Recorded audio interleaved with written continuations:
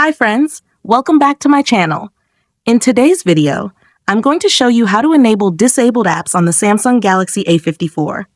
If you're new here, don't forget to subscribe and give this video a thumbs up. Now let's dive in. Step 1. First, unlock your phone and open the Settings application. This is where you can find various customization options for your device, including display settings, security settings, and accessibility features. Step 2.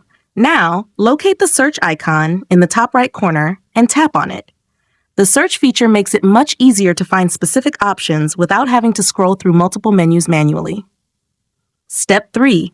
In the search bar, type Apps and wait for the search results to appear. Step 4. After performing the search, find the Apps option from the search results and tap on it. Step 5. Now tap on the menu icon, usually 3 vertical dots in the top right corner. Then, select Disabled and tap OK.